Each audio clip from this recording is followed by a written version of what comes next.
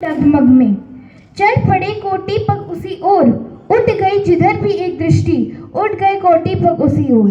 नमस्कार, मेरा नाम आरना काला है और मैं कक्षा छठी ब की एक छात्रा हूँ। आज मैं आप सभी के सामने श्री इंद्रमणि बडोनी जी के जीवन काल में प्रकाश डालने वाली हूँ, जो कि कुछ इस प्रकार है। उत्तराखंड को अलग राज्य बनाने के लिए किए गए आंदोलन के प्रणेता स्वर्गीय श्री इंद्रमणि बडोनी जी, जिन्हें उत्तराखंड के गांधी के नाम से भी जाना जाता है। इनका जन्म टिहरी गढ़वाल के अखोड़ी गांव में 24 दिसंबर 1925 में हुआ था। इनकी माता का नाम कल्दी देवी व पिता का नाम सुरेशानंद था। इनके पिता पुरोहित कार्य किया करते थे।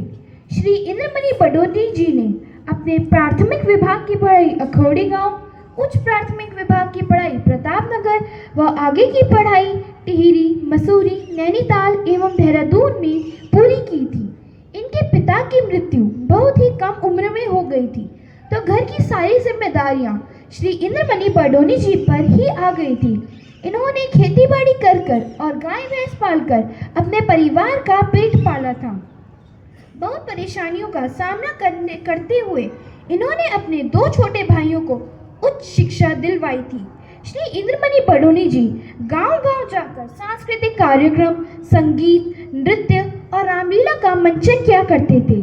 ओजस्वी वक्ता होने के साथ साथ वह लोक वाद्य यंत्रों को भी बहुत ही सक्षम रूप से बजा लेते थे। उन्होंने अपने सार्वजनिक जीवन की शुरुआत सन 1953 में की थी, जब उनकी मुलाकात गांधी जी की शिष्या मीराबेन से हुई।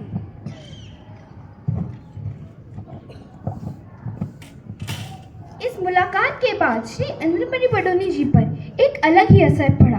वह गांधी जी की तरह सत्य और अहिंसा के मार्ग पर चलने लगे। सन 1967, 1969 और 1977 में अपने राजनीतिक उतार चढ़ाव होने के बाद इन्हें गांधीवादी नेता के नाम से भी जाना जाने लगा। उत्तराखंड को लेकर बडोनी जी का एक अलग ही नजरिया था। वह उत्तराखंड को एक अलग राज्य बनाना चाहते थे। सन 1979 में मसूरी में उत्तराखंड क्रांति दल का गठन हुआ था। 1994 में इन्होंने अलग उत्तराखंड राज्य बनाने के लिए पौड़ी में आमरण अनशन किया। इस आमरण अनशन से सरकार ने डरकर श्री इंद्रमणि बडोनी जी को मुजफ्फरनगर जेल में डाल दिया। इन्होंने आमरण अनशन के साथ साथ 105 दिनों की पदयात्रा भी की थी। इस पदयात्रा ने पूरे उत्तराखंड के राज्य के युवाओं के अंदर जोश भर दिया। 18 अगस्त 1999 को श्री इंद्रमणि बडोनी जी का विट्ठल आश्रम में देहांत हो गया।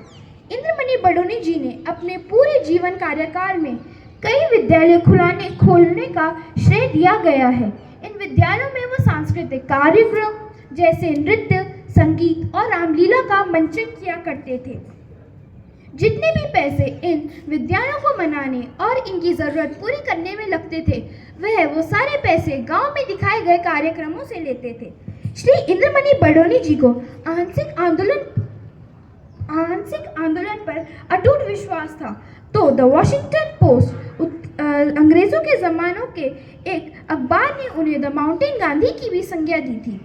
अंत में मैं यही बोलना चाहती हूँ, जब उत्तराखंड के आंदोलन का इतिहास लिखा जाएगा, वहाँ स्वर्ण अक्षरों से श्री इंद्रमणि बडोनी जी का नाम भी लिखा जाएगा। धन्यवाद एवं शुभ दिन।